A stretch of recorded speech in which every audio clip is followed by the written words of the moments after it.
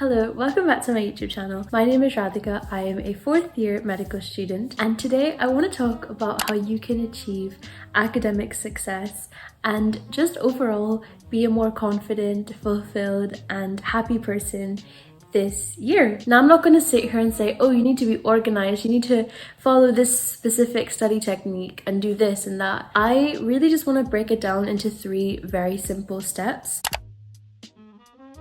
The first step is to download LinkedIn. I've been using LinkedIn a lot this year. I think I'm kind of addicted to the platform, to be honest, which isn't a good thing. However, LinkedIn is such a good platform. It's genuinely changed my life. I have made friends through LinkedIn. I have connected with like-minded people through LinkedIn. I have discovered opportunities through LinkedIn. And it's really nice to not only celebrate my achievements, but also celebrate the achievements of other people. I think if you want to achieve real academic success this year, LinkedIn is the platform to do it on. One thing I've realized through connecting with people on LinkedIn is that there's no singular career path. People are doing such amazing, cool, unique, different things on LinkedIn. And I think for me, that was a really, really important thing to learn, because in my head, I've always had, okay, school, uni, graduate, get a job, get married somewhere, have kids somewhere, get a house somewhere. Like, that's been a very traditional, rigid career path. Whereas now I'm like, oh, I could go to school, graduate from uni, get a job, and then do like a part-time degree alongside that. And it's overall helped me open my mind and diversify my opinions. And that's really good. So the next thing I think you should do if you want to excel academically is to come up with one single goal. Just one goal that you want to be your overall goal for this year. It could be anything. So admittedly, for the last couple of years, I'm now a 4th year student, and really from first year, I have never prioritized my academics that much. It's never been in my head that, oh my God, I need to get like a distinction, or I need to do super well and get into the top 10% of my year. My goals have been more to do with finance. So one of my goals for this summer, and I guess for 3rd year, was to become more financially literate and also to learn how to invest my money, learn how to grow my money. Whereas in 2nd year, a big goal of mine was to travel, and I did a lot of traveling. I was in London like 4 or 5 times that year doing different cool things. I went to Greece, I went to Spain.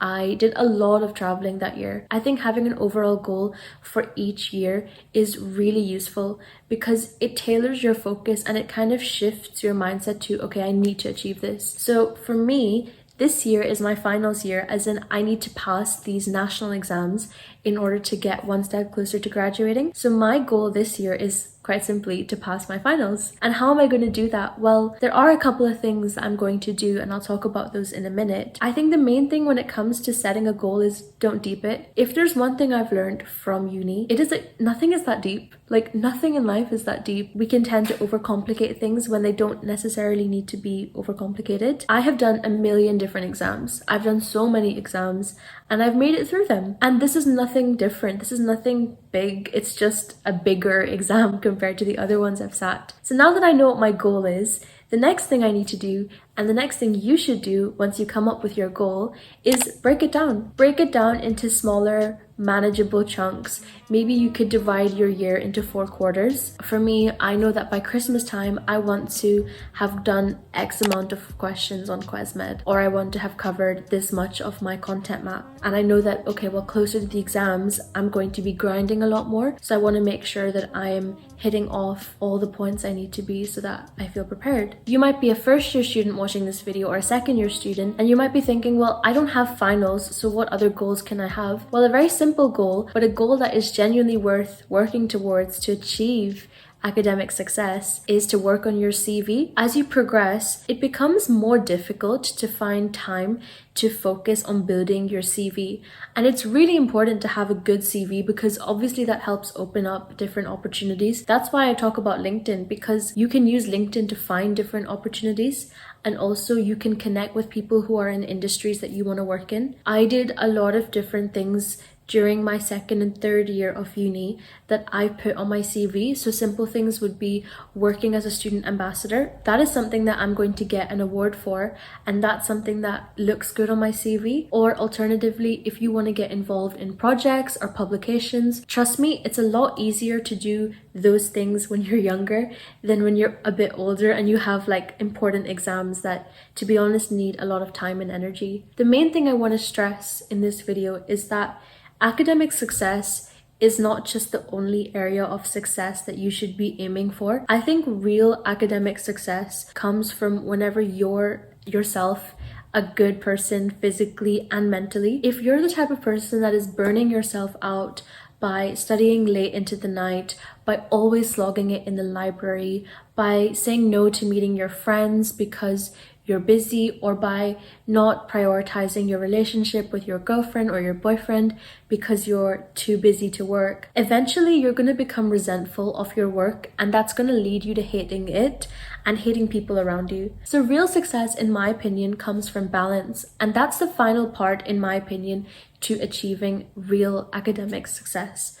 And honestly, it's really simple. Make sure that you're blocking out time to see your friends. I this year have genuinely started to use my Google Calendar so much that I literally will write in my calendar lunch with and then a friend's name, or dinner with and then a friend's name, or drinks with and a friend's name. And I find that if I see my calendar at the start of the week and I'm like, okay, well, I have these plans that are set in stone, then to be honest, my academics have to make their way around these plans. I really do think that by prioritizing my relationships, it's made me a happier person, and it makes me want to work hard because I know that, okay, I need to study well in this amount of time so that I can detach from my studies and focus on my friends and family. I don't want the two to bleed into each other because, you know, it's just not how I want to live my life, and I don't define success by that. No matter how many papers you have your name on, or how many presentations you deliver,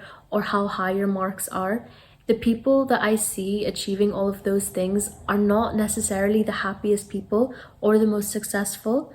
The people who are able to do some of those things and also prioritize speaking to others, they're the people, in my opinion, who are really successful, and they're not burnt out. And that's, in my opinion, success. So I hope you guys enjoyed this video and that it was helpful for you to figure out what your goals are and how you want to go about achieving them. If you have any questions, please leave them down below. And if you have any other video suggestions, also, I'm open to those, so please leave them down below as well. Thank you so much for watching. I will see you very soon for another video. Bye!